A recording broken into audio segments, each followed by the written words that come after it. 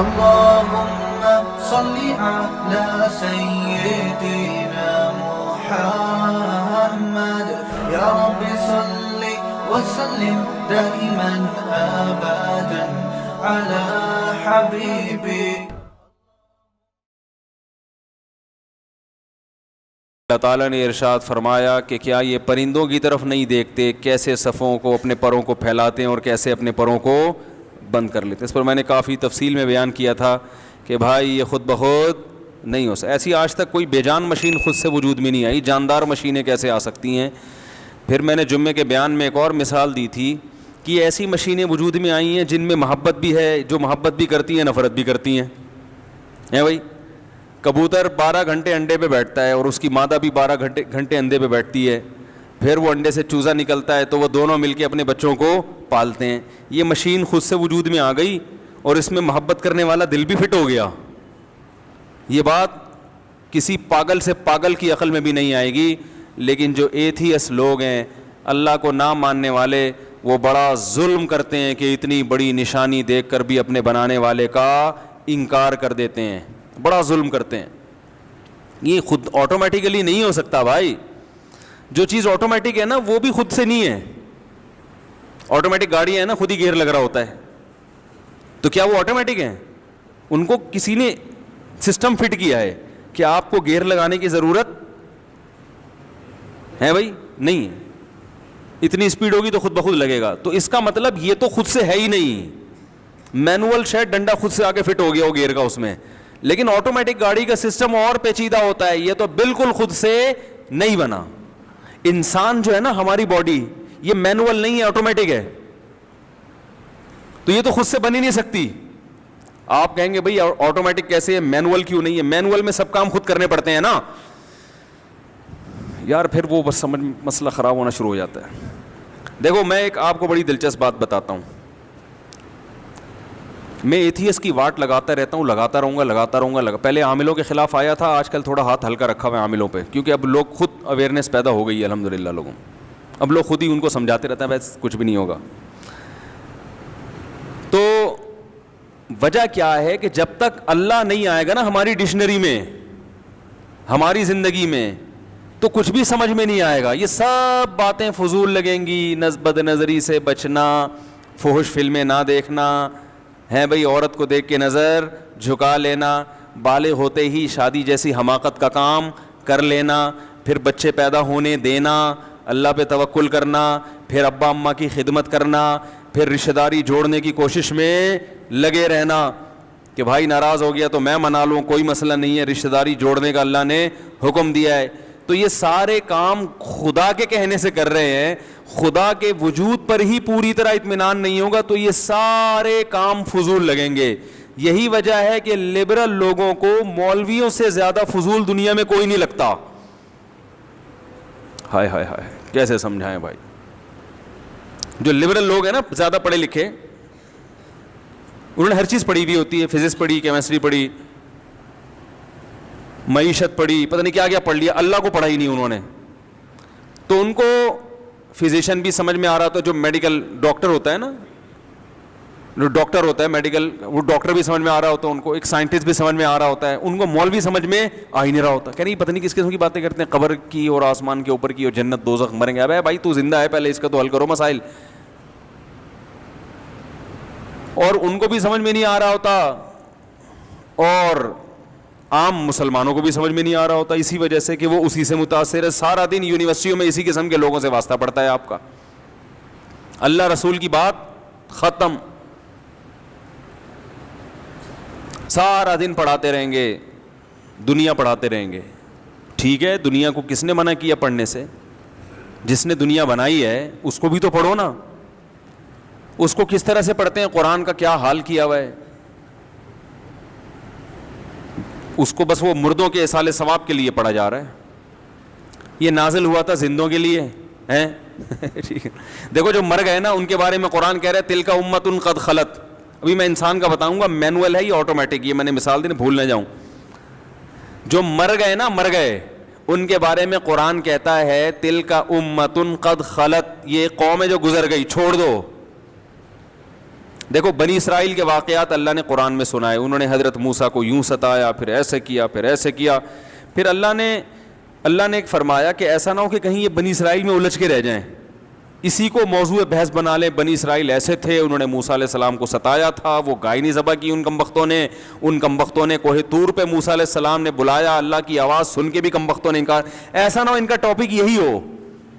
اس لیے اللہ نے فرمایا تلک امۃ قد خلت, ایک قوم تھی جو گزر گئی. ہم ان کے واقعات اس لیے نہیں سنا رہے ایک ہسٹری بیان کرنے کے لیے کہ تمہاری نالج میں اضافہ ہو. گزر گئی وہ قوم. لہا ما کسبت, جو کمانا تھا انہوں نے کما لیا. وَلَكُمْ مَا كَسَبْتُمْ, تم زندہ ہو. ہم تم سے خطاب کر رہے ہیں, تمہارے لیے یہ واقعات بیان کر رہے ہیں کہ تم جو کرو گے اس کا بدلہ تمہیں ملے گا. تو اس قوم سے عبرت حاصل کر کے اپنی لائف کو درست کرو. پتہ چلا کہ قرآن مردوں کے لیے نہیں ہے, قرآن زندوں کے لیے. ایسا ہی ہے نا, تو زندہ آدمی کم بخت اس کو پڑھ ہی نہیں رہا, پڑھتا ہے تو وہ اختلافی مسائل میں یہ والی آیت سے فرقہ واریت ثابت ہو رہی ہے, یہ والی آیت سے. یہ جو اپنے مطلب کی آیتیں نا, جن سے مطلب ان کا نکلتا بھی نہیں ہے, کھینچ تان کے ادھر لے کے جا رہے ہیں ان آیت. میں نے جمعے میں پورا بیان کیا نا کہ وہ قرآن کہتا ہے کہ انہوں نے مختلف فرقے بنا لیے ہیں, تو وہ میں نے آیت کو ڈیفائن کیا. وہ فرقوں کا یہ مطلب نہیں ہے جو یہ لوگ بیان کرتے ہیں, اس سے مراد ہے جو آپس میں لڑتے ہیں لسانیت کی بیس پہ, قومیت کی بیس پہ. تو پڑھتے ہی نہیں ہے قرآن کو اس نیت سے کہ ہمارا ایمان تازہ ہو, اس نیت سے پڑھتے ہی نہیں ہیں. قرآن کو بالکل نیوٹرل ہو کے پڑھنا چاہیے, بالکل نیوٹرل ہو کے, پھر پتہ چلتا ہے کہ قرآن کیا کہہ رہا ہے. بعض لوگ کیا ہیں کہ ان پر ایک چیز مسلط ہو گئی تو وہ جب قرآن کا درس دیتے ہیں نا تو وہ گھما پھرا کے ہر چیز کو وہیں لا رہے ہوتے ہیں. وہ اپنے نظریات یعنی گویا قرآن پہ تھوپ رہے ہوتے ہیں, پھر وہیں سے اخذ کر کے آپ پہ فٹ کر رہے ہوتے ہیں. تفسیر ابن کثیر ہے, بڑی زبردست تفسیر, وہ پڑھا کریں.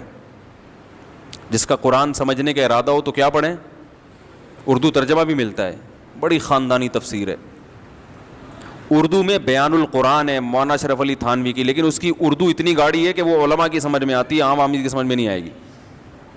اور ابھی حضرت مفتی تقی عثمانی صاحب کی آسان تفسیر آئی ہے, وہ بھی بہت سادہ اور بہت انگلش میں بھی ہے, اردو میں بھی ہے, وہ بہت صاف ستھری ٹو دا پوائنٹ بات ہوتی ہے.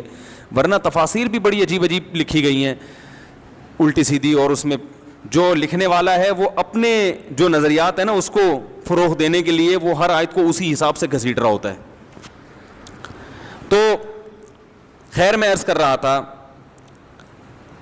کہ اللہ تعالیٰ نے انسان, ہمارا جو سسٹم ہے نا آٹومیٹک ہے, مینول نہیں ہے. جیسے گاڑی ایک مینول ہوتی ہے اور ایک آٹومیٹک میں خود بخود گیئر لگ رہے ہوتے ہیں اسپیڈ کے حساب سے. جیسے آپ کی اسپیڈ 40 سے بڑھے گی, چوتھا پانچواں گیئر خود بخود لگ جائے گا. تو یہ زیادہ پیچیدہ ہے نا. ارے ایک ہے وہ ڈنڈے سے آپ گیئر کو آگے گھماؤ, پہلا گیئر, پھر آپ نے کڑک کر کے پیچھے کھینچا دوسرا, تیسرا, اس میں کبھی غلطی بھی ہوتی ہے انسان سے. پتہ چلا جی میں تو مینول گاڑی بہت چلائی ہے نا میں نے, تو میں تو بعض دفعہ چوتھے اور پانچویں میں زیادہ فرق نہیں پتہ چلتا انسان کو, تو بعض دفعہ احتیاطاً دوبارہ سے پانچواں لگا رہا ہوتا ہے آدمی, کہ ایسا تو نہیں ہے تیسرا ہو اور ہم اس کو پانچواں سمجھ رہے ہوں. ہوتا ہے نا بھائی, ایسا نہ ہو کہ یہ تیسرا ہو ہم اس کو کیا سمجھ رہے ہوں, گاڑی کی واٹ لگ جائے, تیسرے گیئر پہ ہم بھگا رہے ہیں گاڑی اتنی. بعض دفعہ پہلے اور تیسرے میں شبہ ہو جاتا ہے, اسپیڈ کم ہے آپ سمجھ رہے ہیں پہلا ہے حالانکہ وہ تیسرا ہوتا ہے, تو پھر انسان دوبارہ پہلا ہی لگا دیتا ہے. میرے ساتھ ایسا کہتے وہ پہلے میں لگا ہوا ہے, ہم نے دوبارہ پہلا, تو ہمارے ساتھ بیٹھے جو بندہ بیٹھا ہوتا ہے میرا ہاتھ پکڑ لیتا ہے, مجھ سے صاحب 3 دفعہ پہلا گیئر لگا چکے ہو آپ, صحیح ہے نا, 3 دفعہ پہلا گیئر, یہ گیئر ٹوٹ جائے گا. میں نے جب سب سے پہلے گاڑی خریدی نا, FX تھی وہ, یہ بات ہوگی 2008 یا 9 کی, FX خریدی تھی. میری بائک چوری ہوئی, میں نے کہا میں بائک کے بجائے ڈائریکٹ گاڑی پہ آؤں گا, ہمت مرداں مدد خدا. ہم نے کہا ایسی کی تیسی گاڑی لیں گے. تو 40,000 کی FX خریدی قسطوں پہ, سوچو اس کا حال کیا ہوگا. ہم نے کہا تجربے کے لیے یہ ٹھیک ہے. 40,000 کی FX خریدی, 3,000 روپے ماہانہ قسط تھی اس کی. لیکن جنہوں نے دیکھا نا کہ اتنی سستی, صرف 3,000, لیکن جب گاڑی دیکھ کے کہتے تھے تو کہتے تھے اتنی مہنگی. تو خیر بڑا دلچسپ قصہ ہے, ابھی سنانے کا نہیں ہے, موضوع رہ جائے گا. تو وہ ایسی تھی کہ اس کا میں ایک دفعہ گیئر لگایا تو دوبارہ لگایا تو وہ گیئر ہی میرے ہاتھ میں آ گیا. 2 دفعہ ایسے ہوا ہے کہ وہ میرے ہاتھ میں ہی آ گیا گیئر نا. تو میکینک کو بلایا, میں نے کہا اس کو ایلفی سے جوڑو یار, کچھ کرو اس کا. تو جو مینول گاڑی ہوتی ہے اس کا سسٹم اتنا پیچیدہ نہیں ہوتا, کیونکہ آپ خود کنٹرول کر رہے ہوتے ہیں. آٹومیٹک میں آپ کو یہ ٹینشن نہیں لی جاتی. آٹومیٹک دیر سے ایجاد ہوئی ہے, اس میں محنت زیادہ ہے, اس کا سسٹم زیادہ پیچیدہ ہے, وہ خود سے وجود میں نہیں آ سکتی کہ گاڑی کو خود پتا ہو کہ اتنی سپیڈ ہونی ہے تو میں نے خود ہی یوں کر کے گراری پہ گراری چڑھا دینی ہے. ایسا بہت مشکل ہوتا ہے. تبھی گاڑیاں ایجاد ہوئے ہوئے کتنے 100 سال سے زیادہ ہو گئے, آٹومیٹک سسٹم اب آیا ہے چند سال پہلے. ہم پرانی گاڑیاں دیکھتے ہیں تو اس میں نہیں ملتی ہیں آپ کو, پرانے ماڈل نہیں ملیں گے آپ کو. کتنی محنت کے بعد اب جا کے اتنی ترقی ہوئی ہے کہ یار. تو یہ جو ہماری باڈی ہے نا یہ بھی آٹومیٹک ہے. پتہ ہے آپ کو, ہمارے ایک دوست ہیں ان کو شوگر ہے. شوگر جب ہوئی تو وہ ڈاکٹر کے پاس گئے کہ مجھے شوگر ہو گئی ہے. ڈاکٹر نے بھی کہا کہ ڈاکٹر نے تسلی دی, انہوں نے کہا کوئی اتنا بڑا مسئلہ نہیں ہے. انہوں نے شوگر کو ڈیفائن کیا. انہوں نے کہا دیکھو جیسے آٹومیٹک گاڑی میں اور مینول گاڑی میں فرق ہوتا ہے نا, ایسے ہی شوگر کے مریض میں اور وہ آدمی جس کو شوگر نہ ہو یہ فرق دونوں میں. ہماری باڈی میں آٹومیٹک سسٹم لگا ہوا ہے جو شوگر کو خود بخود مینٹین کرتا ہے. آپ چینی زیادہ کھا لو گے تو وہ خود بخود کنٹرول کرے گی. وہ لبلبا ہمارا جو ہے نا وہ انسولین چھوڑتا ہے اور وہ خود بخود کنٹرول میں رکھتا ہے. لہذا چینی زیادہ بھی کھا لو گے تو نقصان نہیں ہوتا, کم کھاؤ گے تو بھی نقصان. وہ زیادہ کھائی بھی جو اسٹور ہوتی ہے جب کم کھاتے تو وہاں سے پوری ہو جاتی. اب آپ کی باڈی ہو گئی ہے مینول. اب آپ نے ٹیکے لگا کے خود سے اس کو کیا کرنا ہے, جیسے گیئر لگاتے ہیں نا, پہلے گیئر گاڑی کی اسپیڈ 100 کلومیٹر ہے اور گیئر پہلا لگا ہوا ہے, بیڑا گرک ہو جائے گا گاڑی کا. تو آپ کو خود 5ویں گیئر پہ گاڑی لانی پڑے گی. تو اب آپ کی باڈی میں شوگر لیول نہ ہائی ہوگا نہ لو کرنا ہے. آپ نے شوگر چیک کرنی ہے, جہاں اوپر گئی ٹیکا ٹھوکا اپنے, ٹھیک ہے نا, اس کو نیچے لے کر آئے. کم ہے چینی کھا کے اس کو, تو ہر وقت جیب میں چینی بھی رکھنی ہے اور وہ انجیکشن رکھنا ہے شوگر گرانے کا. سمجھ میں آ رہی بات؟ تو شوگر کے مریضوں کو دیکھو, ایک جیب میں چینی ہوتی ہے اور ایک جیب میں, جب گیئر بڑھانا ہے ٹھیک ہے نا تو ادھر سے چینی کھائی, شوگر لیول ہائی کیا. کم کرنا ہے ٹیکا لگا کے اس کو, وہ 24 گھنٹے وہ یہی بیچارے کرتے رہتے ہیں کہ چیک کرتے رہتے ہیں. اسی حساب سے لڈو بھی کھاتے ہیں. وہ ہمارے رشتے دار ہیں پنجاب میں, ان کو شوگر ہے تو وہ رسگلے کا ڈبہ لا کے رکھا, وہ ماشاءاللہ ٹھوک رہے ہیں. وہ انسولین ہوتی ہے نا جو لیتے ہیں. تو میں نے کہا یہ کیسے یار, ان کو تو شوگر. انہوں نے کہا بھائی تھوڑی سی مقدار بڑھا دوں گا انجیکشن میں نا, 2 لڈو زیادہ کھا لیے ہیں تو تھوڑی سی مقدار. اب دیکھو ہم اگر 4 لڈو بھی کھا لیں تو ہماری باڈی خود اس کو سنبھال لیتی ہے. تو آپ اندازہ لگاؤ کہ خدا نے تو ہمیں آٹومیٹک پیدا کیا, مینول پیدا, اور صرف اس میں نہیں ہے, ہر چیز میں ہماری باڈی آٹومیٹک ہے. ہر چیز میں خود سمجھتی ہے کیا کرنا ہے. سردیوں میں ہماری باڈی اپنے آپ کو سردیوں کے حساب سے ڈھالتی ہے, گرمیوں میں اپنے آپ کو گرمیوں کے حساب سے ڈھالتی ہے. ٹینشن میں اپنے آپ کو اس حساب سے. دیکھو جن بچوں کو بچپن میں ٹینشن ہوئی, بہت زیادہ ٹینشن نہیں, تھوڑی بہت ٹینشن ہونی چاہیے انسان کو, اس سے کیا ہوتا ہے ہماری باڈی میں ٹینشن برداشت کرنے کی صلاحیت پیدا ہوتی ہے. تبھی یہ جو ممی ڈیڈی والے بچے ہوتے ہیں نا برگر فیملیوں کے, یہ پاگل جلدی ہوتے ہیں. پتہ ہے آپ کو, یہ جب پریکٹیکل لائف میں آتے ہیں تو اسکول میں گئے تو وہاں پھڈے بازی شروع, تو انہوں نے کبھی گھر میں ابا سے پٹے ہی نہیں ہوتے, کبھی ٹینشن دیکھی نہیں ہوتی, کبھی کسی نے اونچی آواز سے ان سے بات نہیں کی ہوتی, ساری ہر کام ان کا وقت پہ ہو رہا ہوتا ہے. تو ذرا سی کہیں ٹینشن آئے یہ فوراً ڈپریشن کی طرف چلے جاتے ہیں, کیونکہ ان کی باڈی کو میں وہ صلاحیت ہی پیدا نہیں ہوئی غموں کو جھیلنے کی, ٹینشن کو. غریب کا بچہ دیکھو وہ ڈپریشن میں نہیں جاتا, غریب کا بچہ پٹ کے جوان ہوتا ہے گھر میں. ٹھیک ہے, ایک رضائی میں 10 بچے سو رہے ہوتے ہیں, انجوائے کرتے ہیں اسی کو. ہیں, پھڈے ہوتے ہیں ان کے رات کے وقت نا رضائی پہ, لحاف پہ, وہ انہی پھڈوں میں آخر بالآخر جوان ہو جاتے ہیں. پھر ان کو کوئی نقصان بھی ہو پرواہ نہیں ہے بھائی, ہم نے تو اس سے بڑے بڑے نقصان تو بغیر رضائی کے سوئے ہیں سردیوں میں. تو اللہ تعالیٰ نے انسان کو ایسا بنایا, تبھی میں کہتا ہوں کہ لڑکوں کو لڑکوں میں رکھا کرو, تھوڑا سا پھڈے بازی بھی کرنے دیا کرو, بہت زیادہ چھوئی موئی نہ بناؤ. زندگی بڑی خطرناک گزرتی ہے انسان کی مستقبل میں, بڑی بہت آزمائشیں آتی ہیں. اتنا زیادہ چھوئی موئی بنا دینا اس کو, یہ اس کے لیے نقصان دہ ہے. مائیں بعض دفعہ اپنے بچوں پہ بالکل بھی سختی نہیں کرتی. بچے کو ماں سے تو کم از کم پٹتے رہنا چاہیے وقتاً فوقتاً. باپ کی مار پھر زیادہ ڈینجرس ہو جاتی ہے, وہ زیادہ سخت ہو جاتی ہے. ماں سے جو بچہ پٹتا ہے نا وہ بہت اچھا بنتا ہے, بالکل تمیز سے زندگی گزارتا ہے. جو مائیں ذرا کنٹرول رکھتی ہیں, سختی کرتی ہیں بچپن میں, بڑے ہو کر نہیں, پھر بچپن میں.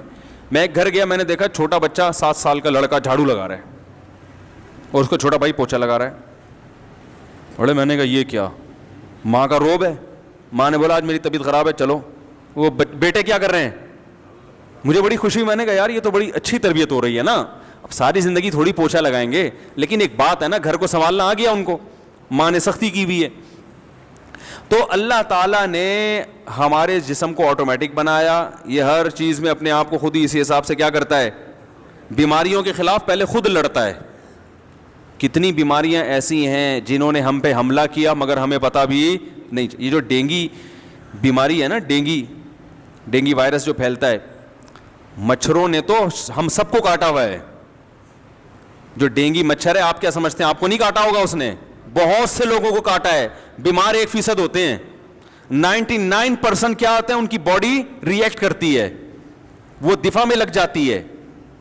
بالکل ایسا سسٹم ہے جیسے انڈین آرمی جیسے ہی بارڈر پہ جائے گی فوراً پاکستان آرمی بھی کی حرکت بھی تیز ہو جاتی ہے نا, بلکہ اس سے بھی زیادہ. وہاں سے کوئی جہاز آئے گا تو ہمارے ریڈار خود بخود سگنل دینا شروع کر دیں گے. بالکل اللہ نے ہماری باڈی کو ایسا بنایا. ادھر سے جراثیم حملہ کرتے ہیں, ان جراثیم سے فائٹ کرنے والے جراثیم خود گنے توپے لے کے پہنچ جاتے ہیں لڑائی کرنے کے لیے. حقیقت ہے یہ, اکثر جیت جاتے ہیں, کبھی کبھار ہار جاتے ہیں. میں نے ڈاکٹر ہارون یحییٰ کی ایک کتاب پڑھی, 15-20 سال ہو گئے, بڑی زبردست اس نے اس پر بحث کی تھی کہ کیسے ہماری باڈی کے جو جراثیم ہیں نا وہ حملہ کرتے ہیں ان جراثیم کے خلاف جو ہماری باڈی کے لیے نقصان دہ ہوتے ہیں. اس نے پوری فگر بنا کے پوری ایک رپورٹ لکھی تھی, بڑی دلچسپ. بالکل وہی منظر ہوتا ہے جو میدان جنگ میں ہوتا ہے. کون سے جراثیم نے جا کے فائٹ کرنی ہے وہ بھی باڈی کو پتا ہوتا ہے, یہ والے پھینکو, ٹھیک ہے نا, کیسے لڑنا ہے, کتنا لڑنا ہے. اتنی زبردست فائٹ ہوتی ہے. اور جیسے جب جیتی ہوئی قوم ایک دفعہ جب جیتتی ہے تو اس کا مورال بلند ہو جاتا ہے, پھر اکثر وہ جیتتی رہتی ہے. اور شکست خوردہ قوم کی مقدر میں پھر کیا ہوتی ہے, شکست. بالکل ایسا ہی ہے, جب ایک بیماری ہماری باڈی پہ حملہ کرے اور ہماری باڈی اس پہ قابو خود سے پالے, اینٹی بائیوٹک کے ذریعے خود سے قابو پایا اس نے, وہ بیماری پھر قیامت تک حملہ کرنے کے قابل نہیں رہتی. کیونکہ وہ جراثیم ایک دفعہ فائٹ کر کے اتنے پاورفل ہو چکے ہوتے ہیں کہ وہ کہتے ہیں, وہ آستین چڑھا کے بیٹھے رہتے ہیں, بولتے ہیں بھائی کوئی اور جراثیم آ جائے, جو الگ ملک کی فوج آ جائے لڑنے کے لیے, اس ملک کی فوج اب دوبارہ ہم سے لڑنے کے قابل, وہ کوئی اور بیماری حملہ کر دے گی, یہ والی نہیں کرے گی حملہ. کتنی بھی ہیپاٹائٹس جن کو ہوتا ہے باڈی پہ, جب ہیپاٹائٹس کا حملہ ہوتا ہے نا تو ہیپاٹائٹس کے خلاف جو جراثیم ہیں جب وہ فائٹ کرتے ہیں آپ کو پتہ بھی نہیں چلتا. وہ فائٹ کر کے اگر جیت جائیں تو قیامت تک آپ کو دوبارہ ہیپاٹائٹس, بولو بھائی, نہیں ہو, اور آپ کو پتہ بھی نہیں چلتا. میری ایک دفعہ میں نے واقعہ سنایا تھا نا, وہ انڈس ہاسپٹل میں نے بلڈ دیا کسی کو, کوئی مریض تھے وہ مانگ رہے تھے, میں نے بلڈ دے دیا. تو انڈس ہاسپٹل والے کیا کرتے ہیں, بلڈ جب آپ ان کو دیتے ہیں تو وہ پوری رپورٹ 12-15 ہزار کے ٹیسٹ بھی فری میں آپ کو کرا کے دے دیتے. تو انہوں نے میرا ٹیسٹ ویسٹ کرا کے سب کی رپورٹیں دے دی, مجھے نہیں دی. ہم فون کر رہے ہیں بھائی ہماری بھی رپورٹیں دے دو. انہوں نے کہا بڑی کوئی ڈینجرس رپورٹ آئی ہے, کوئی خطرناک رپورٹ آئی ہے. تو ہم نے انا للہ و انا الیہ راجعون احتیاطاً ہم نے کہا یہ بتا نہیں رہے شاید, تو بھائی سارے قرضے ورضے جو بھی جس کا لینا دینا ہے, جو بھی حساب کتاب ہے بھائی, اور تیار. ہم نے کہا یار یہ کچھ خطرناک رپورٹ آئی ہے جو یہ چھپا رہے ہیں کہ بھائی مفتی صاحب کہیں ڈر نہ جائیں یا کوئی پریشان نہ ہو جائیں, چھوٹے چھوٹے بچے ہیں. تو یہ سب چیزیں سوچ کے, کیونکہ رپورٹ دے نہیں رہے اور بتا رہے ہیں کہ یار کچھ مسئلہ ہے. تو خیر جی ہم نے تو انا للہ و انا الیہ راجعون پڑھ لی. ہم نے کہا اب ظاہر ہے خیال آتا ہے یار تو پھر اپنے آپ کو تسلی بھی دے رہے ہیں, مر جائیں گے نا, کیا ہو گیا, مر جائیں گے نا. اچھا پہلے پتہ چل گیا, توبہ استغفار اور جو ہے نا ایک آخری 4 شادیوں پہ زبردست بیان کر کے مر جاؤں گا, کوئی مسئلہ نہیں. ابھی تو ڈر ہوتا ہے, عورتیں پریشان ہوتی ہیں, لوگ ملامتیں کرتے ہیں, تو مر جائیں گے تو جو مرضی کرتے رہو بھائی تم. تو میں نے کہا کوئی مسئلہ نہیں, آخری بیان میرا غیرت کے تانے دوں گا, بے غیرت معذرت کے ساتھ کہ تمہیں شرم نہیں آتی یار, اتنا ہو گیا بولتے ہوئے اب تو میں نے کہا یہ کر گئے اور روحانی عاملوں کی طبیعت سے دھو گے نا ان کو, جو میرے جن کو میں سمجھتا ہوں معاشرے کی ضرورت ہے. وہ خیر انہوں نے پھر رپورٹ دی. انہوں نے کہا بھائی مسئلہ یہ تھا کہ وہ یہی ہوا تھا کہ آپ پہ ہیپاٹائٹس کا حملہ ہوا تھا, لیکن وہ اللہ کا شکر ہے وہ آپ کی باڈی نے ہی وہ خود سے ایسی وہ چیزیں پیدا کی ہیں کہ وہ اس کو دبا دی.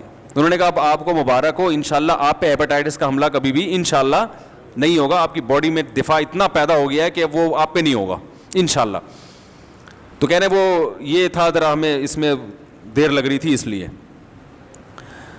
اب دیکھو مجھے تو پتہ ہی نہیں کب حملہ ہوا ہے. جیسے آپ جب گاڑی کی سپیڈ بڑھاتے ہو تو آپ کو نہیں پتہ چلتا کہ چوتھا کب لگ رہا ہے اور 5واں گیئر کب لگ رہا ہے, بلکہ اس میں پھر بھی تھوڑا سا اندازہ ہو رہا ہوتا ہے. جو آٹومیٹک گاڑی ہے نا, جب اسپیڈ بڑھتی ہے تو ایک دم ہلکی ہو جاتی ہے گاڑی اس سے, لیکن یہاں تو اتنا بھی ایسا آٹومیٹک سسٹم ہے کہ رپورٹ سے پتا چلا کہ بھائی حملہ ہوا اور باڈی نے اس کا دفاع بھی کر لیا. ہمیں تو نہ حملے کا پتا چلا بھائی کب ہیپاٹائٹس کا مجھ پہ حملہ ہوا اور کب باڈی نے اس کے خلاف فائٹ کر کے اس پہ قابو پایا. ہمیں تو یہ رپورٹ نہ آتی تو قیامت تک پتا بولو بھائی نہیں چلتا. انہوں نے کہا آپ کو نہیں ہوگا انشاءاللہ, اور نہ آپ کوئی جھوٹا پیا آپ کا اس کو بھی نہیں ہوگا. انہوں نے کہا یہ ایسے نہیں لگتی, یہ خون سے لگتی ہے بیماری. انہوں نے کہا لیکن آپ نے بلڈ کسی کو دیا اور اس کی باڈی میں یہ جراثیم جائیں گے اور اس کی باڈی نے اگر فائٹ نہیں کر سکا تو اس کو ہو جائے گا, اس لیے آپ ساری زندگی کسی کو بلڈ نہیں دے سکتے, بس یہ پابندی ہے آپ پر, اور کوئی پابندی نہیں ہے. ہم نے کہا چلو عزت رہ گئی, ورنہ ہر دوسرے دن کو ایسا بلڈ چاہیے, نہیں دو تو لوگ بولتے ہیں کہ یار ادھر بیان کرتے ہیں انسانیت کی خدمت ہے, تو ایسے تو میرا بلڈ کوئی نہیں لے رہا, لیکن ویسے جو میرا بلڈ چوستے ہیں نا لوگ وہ بالٹیاں بھر بھر کے.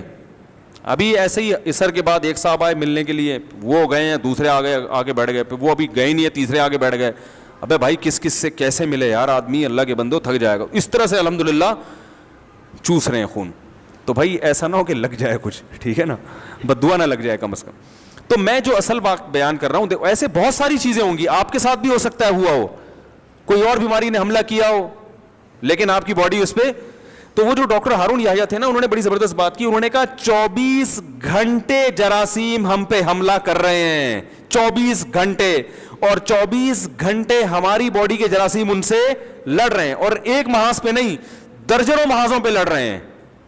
ہر وقت کی جنگ ہے یہ.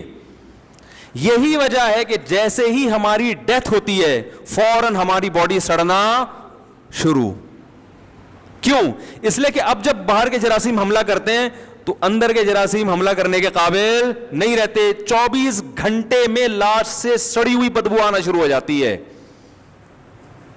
تو وہ جو لاش خراب ہوتی ہے نا, جو جرمز حملہ کرتے ہیں وہ اب بھی کر رہے ہیں, لیکن ابھی ہم خراب بولو نہیں ہو رہے, وہ اب بھی کر رہے ہیں. جو ہمارے گوشت کو سڑانے کی فکر میں لگے ہوئے ہیں, گوشت کو کھانے میں لگے ہوئے ہیں, سڑانے میں لگے ہوئے ہیں, ہر چیز کو خراب کرنے میں لگے ہوئے ہیں. لیکن ابھی کیا ہے, وہ جتنی پاور سے حملہ کر رہے ہیں ہماری باڈی بھی اتنی, جو اس میں ریزسٹنٹ پاور ہے وہ اس سے بھی زیادہ ہے. وہ ہماری باڈی کے جراثیم توپیں لے کے مقابلہ. جس دن ہم مرے تو ہمارے جراثیم بھی ہمارے ساتھ ان کی توپوں سے بھی وہ بھی مر گئیں. تو دیکھو 24 گھنٹے نہیں لگتے سڑنے میں انسان, 24 گھنٹے میں اللہ بتاتے ہیں یہ ہے تو اصل تو تیری اوقات یہ. تو میں نے اندر جراثیم ڈالے ہوئے تھے فائٹ کرنے کے لیے, ان کو بارود دیا ہوا تھا, دھاڑ دھاڑ آپس میں کیا ہو رہی تھی, فائرنگ ہو رہی تھی. جیسے اللہ نہ کرے ابھی 1000 کلومیٹر پہ آرمی ہے, وہ اگر بارڈر چھوڑ دے تو کتنا ٹائم لگے گا انڈیا کو گھسنے میں. 24 گھنٹے میں ملک کا بیڑا ایسا ہی ہے نا, بیڑا غرق ہو جائے گا ملک کا. تو ہر وقت کی فائٹ ہو رہی ہے, ہمیں نہیں پتا ہے, بارڈر پہ سب کچھ ہر وقت وہ ادھر روک کے رکھے ہیں انہوں نے, ادھر ہمارے والوں کو روکا ہوا ہے. بالکل ایسے ہی, اور وہ تو مینوئل ہے, آٹومیٹک نہیں ہے, وہاں تو باقاعدہ فوجیں بھیجی جاتی ہیں, بٹھایا جاتا ہے. اندر کا سسٹم اللہ نے بنا کے سافٹ ویئر ڈال دیے, آٹومیٹیکلی کام کر رہے ہیں, پتہ ہی نہیں چلتا ادھر سے فلاں چھینکا, اس کے جراثیم گئے, ادھر سے ہماری باڈی نے اس کو باہر نکال دیا یا مار دیا, جان سے مار دیا اس کو. ایسا خاندانی سسٹم اللہ نے بنایا ہے. اور یہ بھی عجیب بات میں آپ کو بتاؤں, دیکھو آپ نے دیکھا ہوگا کچھ لوگ بہت اچھا کھاتے ہیں, شکل پھر بھی اچھی نہیں ہوتی, معذرت کے ساتھ ہیں, کیا خیال ہے؟ کچھ بہت خراب کھا رہے ہوتے ہیں, پھر بھی بہت, بال بڑے گھنے ہوں گے ان کے, چمک رہے ہوں گے. یہ بھی اس لیے کہ ہماری باڈی آٹومیٹک سسٹم ہے اس کا, وہ مینوئل نہیں ہے. بالوں میں گندھک ہوتی ہے, سلفر ہوتا ہے, تو اب آپ نے بالوں کو خوبصورت بنانا ہے, فش میں ہوتا ہے نا یہ, تو فش آپ نے کھانا شروع کی, کیا سب کے بال خوبصورت ہو جاتے ہیں؟ تھوڑا سا فرق پڑے گا, زیادہ نہیں پڑتا. اور ایک آدمی ہے جو کریلے کھا رہا ہے صبح شام, بال اس کے, وجہ کیا ہے؟ یہ بھی اللہ نے باڈی میں نا آٹومیٹک سسٹم لگایا ہوا ہے کہ اللہ نے اس کو خوبصورت بنایا ہے, تو اس کی خوبصورتی کو مینٹین رکھنے کے لیے جن جن چیزوں کی ضرورت ہے, اور جہاں ضرورت ہے, روٹی جب ہم کھائیں گے تو باڈی وہ تمام چیزیں وہاں سے کھینچ کے اپنی اپنی جگہ پر اپنے ڈپارٹمنٹ میں خود بخود پہنچا دے گی. سمجھ رہے ہیں؟ وہ خالی روٹی پہ ہی بہت اچھے سیٹ ہوئے ہوتے ہیں, ٹھیک ہے نا. اور ایک آدمی مچھلی کھا کھا کے, مچھلی کے کیپسول کھا کھا کے پھر بھی گنجا ہے, وہ بال خوبصورت تو دور کی بات, اگ ہی نہیں رہے. فرق پڑتا ہے گولیاں کھانے سے, لیکن زیادہ نہیں پڑتا. گاڈ گفٹڈ, جس میں یعنی اللہ کی طرف سے جو گفٹ, قدرتی جو تحفہ ملا ہوتا ہے نا, وہ زیادہ مؤثر ہے اس میں. لمبے قد, چھوٹے قد, یہ سب آٹومیٹک سسٹم ہے. میری ایک چھوٹی بچی نا, وہ اس کے ٹونسلز تھے, بیمار رہنے لگی تھی, وہ خیر علاج ہوا اس کا, تو کھاتی بھی بہت کم تھی. میں نے ڈاکٹر سے کہا, میں نے اس کا قد نہ چھوٹا رہ جائے. ڈاکٹر نے کہا قد نہیں چھوٹا رہے گا. انہوں نے کہا یہ اللہ نے ایسا سسٹم بنایا جس نے لمبا ہونا ہے نا, وہ تھوڑا بھی کھائے گا وہ لمبا ہو جائے گا, وہ لمبا ہوگا. اور جو کمبخت, معذرت کے ساتھ کمبخت تو نہیں کہنے چاہیے, جو جس کو اللہ نے چھوٹے رہنے کے لیے بنایا ہے, وہ جائیدادیں بھی کھا جائے گا, وہ لمبا نہیں ہوگا. وہ اتنے کا, وہ ایک ٹھگنی عورت سے شادی ہو گئی نا, ایک آدمی کی ایک ٹھگنی عورت سے شادی ہو گئی, بچے اتنے نا, اب وہ بڑے ہی نہیں ہو رہے. وہ بھائی وہ ماں پہ چلے گئے تھے, ٹھیک. تو وہ ماں بچوں کو کہہ رہی ہے کہ کھانا کھا لو بیٹا, جلدی جلدی کھا لو, بڑے ہو جاؤ. تو وہ کہہ رہے یہ بڑے نہیں ہوں گے, یہ اتنے کے اتنے ہی رہیں گے. کہہ رہے ان کے ساتھ کے پودے لایا تھا, وہ بڑے ہو گئے, یہ کمبخت اتنے کے اتنے ہی ہیں. وہ پودے اتنا کھا نہیں رہے, اس کو تم کو دیکھو کہاں تک نکل گئے وہ. تو وہ جل کٹ کے کہہ رہا تھا کہ یہ ٹھگنی سے شادی کرنے کا نتیجہ ہے کہ یہ, اور کہہ رہے جتنا کھلائے گی نا اور چھوٹے ہو جائیں گے یہ. تو خیر یہ تو ایک مزاح ہے, لیکن حقیقت یہی ہے کہ جس کو اللہ نے جیسا بنا دیا. حکیم سعید صاحب بڑے پیارے آدمی تھے, بڑی پیاری, ہم نونہال پڑھا کرتے تھے بچپن میں. آج کل تو بچوں کو کوئی ڈھنگ کی چیزیں پڑھنے کو دی نہیں جاتی, ویڈیو گیم میں لگایا ہوا ہے. بڑی پیاری باتیں اس میں ہوتی تھیں نونہال میں. تو کسی نے ان کو لکھ کے دیا میرا قد چھوٹا ہے, مجھے کوئی دوا دیں بڑا ہو جائے. انہوں نے کہا یہ بڑا نہیں ہو سکتا, آپ اپنی سوچ کو بلند کر لو, آپ فکر کو بلند کر لو. قد کے لحاظ سے آپ چھوٹے ہو, کارنامے آپ کے بلند. یہ مینوئل ہے, یہ آٹومیٹک. تو کام ایسے کرو کہ چھوٹے قد کے باوجود لوگ آپ کی عزت کریں. بولے چھوٹا قد ہے, کام اس کے بڑے بڑے. عبداللہ ابن مسعود رضی اللہ تعالیٰ عنہ کا چھوٹا قد تھا, اور پنڈلیاں چھوٹی چھوٹی پتلی پتلی پنڈلیاں تھیں. دبلے بھی بہت تھے, قد کے چھوٹے بھی بہت تھے. نبی صلی اللہ علیہ وسلم اپنے ازار کو نا آدھی پنڈلی تک رکھا کرتے تھے. عبداللہ بن مسعود تھوڑا نیچے رکھتے تھے, ٹخنوں سے اوپر, مگر پنڈلی چھپاتے تھے. کسی نے کہا نبی صلی اللہ علیہ وسلم تو پنڈلیاں کھولا کرتے. انہوں نے کہا میری پنڈلیاں اتنی پتلی پتلی ہیں, مجھے کھولتے ہوئے شرم آتی ہے. قد بھی چھوٹا اور دولے بھی. اور حضرت عمر بڑے قد کے تھے, بڑی پرسنالٹی تھی. لیکن عبداللہ بن مسعود جب مدینہ منورہ آتے, حضرت عمر استقبال میں کھڑے ہو جاتے, سینے سے لگاتے, فرماتے ہیں کنیفن ملئ علما, چھوٹا سا آدمی ہے, علم سے بھرا ہوا ہے. علم لمبوں سے زیادہ ہے, یعنی لمبے میں تو کیپیسٹی زیادہ ہوتی ہے نا, اس میں زیادہ علم آ سکتا ہے. کہا کہ علم لمبوں سے زیادہ کس میں ہے؟ ان میں. تو بڑا احترام کیا کرتے تھے. اور اہل کوفہ سے کہتے حضرت عمر کہ میں نے اپنے آپ پر تم کو ترجیح دے کر یہ بندہ تمہارے پاس بھیجا ہے, یعنی ایسے صاحب علم کی مجھے ضرورت تھی, مگر میں تمہارے لیے قربانی دے رہا ہوں کہ جس کو میرا دل چاہتا ہے اپنے پاس رکھوں وہ میں تمہیں دے رہا ہوں, یہ میں قربانی دے رہا ہوں. کتنے چھوٹا. حضرت بلال حبشی کو دیکھ لو, سیاہ رنگ تھا, موٹے ہونٹ تھے, لیکن آج جب ان کا نام زبان پہ آتا ہے کیسی محبت دل میں پیدا ہوتی ہے. تو کارنامے کیا تھے؟ سفید تھے. سمجھ میں نہیں آ رہی بات؟ تو اللہ تعالیٰ نے ہمارے جسم کو بنایا ہے آٹومیٹک. لمبے بال ہیں تو وہ ہوں گے, وہ خود بخود ہماری باڈی جب ہم کھانا کھائیں گے ادھر سے جو چیزیں اس نے نکالنی ہے نا وہ نکول کے اپنی جگہ ٹھکانے لگا کے خود ہی فٹ کر رہی ہوتی ہے. لہذا ان چیزوں میں نا جو قدرتی چیزیں ہیں ان میں زیادہ کانٹ چھانٹ کی کوشش نہ کیا کریں. یہ زیادہ تھوڑے بہت ہو سکتا ہے بال گر رہے ہوں بیماری سے, وہ کھا لیں آپ, کیا ہے یار وہ سربیکزی تھوڑی دن تک کھا لی, وہ تھوڑا سا کور کر لے گی لیکن زیادہ نہیں کرے گی. لوگ 40 سال کے بعد کوشش کر رہے ہیں کہ بال سفید نہ ہو. وہ بھائی نہیں ہے, تھوڑے دن تک چلو کچھ مچھلیاں زیادہ کھا لیں تو کچھ دن تک تو ہو جائے گا, پھر ہو جائیں گے. وہی فطرت سے لڑنے کی کوشش مت کرو, یہ تو قدرت کی طرف سے ہوگا. ڈاکٹروں کے سفید ہو جاتے ہیں بال, دیکھو آپ جس ڈاکٹر کے پاس آپ جا رہے ہو نا میرے بال کالے کر دو, وہ خود سر اتار کے دیکھو تو کالا کولا لگا کے بیٹھا ہوا ہوگا وہ, تو ٹوپی اتار کے سر اتار کے نہیں. تو میں یہ عرض کر رہا ہوں دیکھو کہ مینول گاڑی کا سسٹم کم پیچیدہ ہوتا ہے, آٹومیٹک کا زیادہ. تو ہم کہتے ہیں یہ تو خود سے بن ہی نہیں سکتی. تو انسان کی باڈی آٹومیٹک ہے, ہمارے زخم خود بھرتے ہیں. کیا خیال ہے؟ زخم ہو جائے آپ علاج نہ بھی کرائیں خود ہی فیلنگ شروع, ہیلنگ بھی اور فیلنگ بھی خود بخود شروع ہو جاتی ہے نا, خود بخود زخم. بچوں کی صبح شام کتنی چوٹیں لگتی ہیں. ایسے واقعات بھی آئے ہیں, ایک صاحب زخمی ہوئے, ان کے یہاں سے نا ایکسیڈنٹ میں ادھر سے دماغ کا تھوڑا سا حصہ نکل آیا, بھیجا نکل آیا. ڈاکٹروں نے کہا مر جائے گا, اور پیرالائز بھی ہو گئے. اللہ کی قدرت, کچھ دنوں کے بعد دماغ نے اپنی ڈینٹنگ پینٹنگ کا کام خود ہی شروع کیا. ریپیئرنگ خود بخود ہو رہی ہے, ہوتے ہوتے ہوتے ہوتے دماغ کا یہ حصہ خود بخود کام کرنا شروع ہو گیا. ڈاکٹر حیران ہو گئے یار یہ یعنی وہ جو حصہ پیرالائز ہوا تھا وہ ٹھیک ہو گیا. باڈی نا خود بخود اپنے آپ کو ریپیئر کرنے میں بالکل ہی کچومر نہ نکلا ہو. اب ظاہر ہے انگلیاں کٹ کے ادھر چلی گئیں, وہ ریپیئر ہو کے تھوڑی فٹ ہو جائیں گی. باڈی جس دن پریشان, جس دن کوئی زخمی ہوتی ہے اسی دن سے باڈی کے اندر خود بخود ریپیئرنگ کا کام شروع ہو جاتا ہے خود بخود.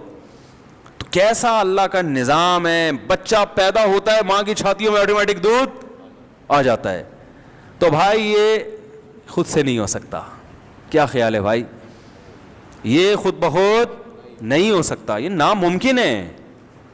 کوئی ہے بنانے والا, اور وہ بنانے والا ہم سے خطاب صرف قرآن میں کرتا ہے. اپنی پہچان, میں نے دہریے سے پوچھا, میں نے کہا مجھے بتاؤ یہ انسان کی باڈی خود بخود بنی ہے تو یہ دانت منہ میں کیوں لگے ہیں, ہاتھوں میں کیوں نہیں ہیں؟ چبانے کے لیے یہاں ہوتے نا, ہم یوں یوں روٹی چبا کے منہ میں لے جاتے. یہ یہیں کیوں اگ گئے؟ اس لیے کہ کھانے کا عمل زبان سے شروع ہوتا ہے نا, یہی اللہ نے چبانے کے لیے دانت بھی پیدا کر دیے, اور کیسے ترتیب سے جوڑ دیے اس کو. زبان ان کے درمیان میں نہیں پھنستی, حالانکہ زبان اور زبان کی فٹنگ دیکھو دانتوں کے درمیان میں کیسے ہے. بولتی ہے تو کیسے گھومتی رہتی, لیکن دانتوں کے بیچ میں نہیں آ رہی. وہ بھائی تھوڑی سی لمبی ہوتی تو دانتوں کے بیچ میں, تھوڑی سی چھوٹی ہوتی تو تے نکالنے میں مشکل ہوتا. سے تے یہ الفاظ تو نکلتے ہی نہیں نا. کیسی زبردست زبان کی فٹنگ کی ہے, پورے دانتوں کے بیچ میں اس کو فٹ کر دیا, چاروں طرف دانت. لیکن جب ہم چباتے ہیں تو کبھی غلطی سے چب جائے تو الگ بات ہے, لیکن نارملی ہماری زبان دانتوں کے نیچے نہیں دبتی. تو یہ زبان یہاں کیوں فٹ کی ہوئی ہے بھائی؟ اس لیے کہ یہاں زبان سے لعاب خارج ہوگا, تھوک خارج ہوگا, جو ہماری جو لقمے کو ہضم کرنے میں مدد دے گا, اور یہی چبانے کا پروسیس ہوگا. چبانے کا پروسیس اگر باہر ہوتا تو پھر کھانا اس طرح سے ہضم نہیں ہوتا. او بھائی یہ خود بخود نہیں ہو رہا, اور ایک پورا سسٹم ہے ادھر نگلتا. دیکھو سانس کی نالی اور خوراک کی نالی بالکل ساتھ ساتھ ہیں. سانس لیتے ہیں تو وہ خوراک کی نالی میں نہیں جا رہا, اور روٹی کھاتے ہیں تو وہ سانس کی نالی میں نہیں جا رہی, بالکل اپنی جگہ پر, حالانکہ دونوں بالکل ساتھ ساتھ चिपके हुए हैं। जैसे ही हम खाना खाते हैं उल्टे भी हो जाते हैं तो खाना निकलता नहीं है। भाई ये पाइप है तो उल्टा हो के निकलो ना, वो ढक्कन खुद ब खुद लगा दिया है अल्लाह ताला ने, ऑटोमेटिक सिस्टम है। इधर रोटी गई, इधर मैदे का मुंह ऊपर से बंद, वो सिर्फ जाने के लिए खुला हुआ, वापसी के लिए नहीं खुला हुआ वो। वरना हम जब उल्टे होते तो सब चीजें बाहर, और कोई भी किसी का उल्टा हो सकता है। क्या ख्याल है भाई, आप खाना खाया, बच्चा तो खाते हैं और कलाबाजियां खा रहे होते हैं, तो पता चला कलाबाजियां खाई, वो सारा मुंह से बाहर। ऐसा नहीं होता, एक निज़ाम बना दिया तो भाई ये खुद ब खुद नहीं हो सकता। इसी को अल्लाह फरमा रहे हैं, परिंदों की मिसाल देने, अवलम यरौ इला तैर, देखते नहीं इन परिंदों की तरफ, साफ़ाति व यक़बिज़न। फिर आगे अल्लाह को जोश आया, अल्लाह ने फरमाया अफ़मन यमशी मुकिब्बन अला वजहिही, भला बताओ जो उल्टे मुंह उल्टे रास्ते पे चल रहा हो वो ज़्यादा सही है जो इन आयात और इन दलाइल को देखकर अपना रास्ता सीधा कर ले।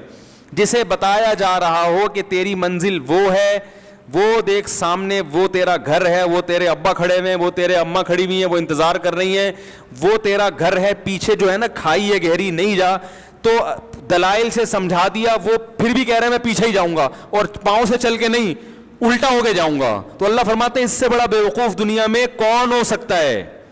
तो हम यही बेवकूफ़ी वाले काम कर रहे हैं कि अल्लाह और उसके रसूल का सीधा रास्ता छोड़कर गोरों के पीछे चल रहे हैं, और दलील ये देते हैं कि उन्होंने सुई बनाई, उन्होंने जहाज बनाया, उन्होंने रॉकेट बनाया। अभी मेरा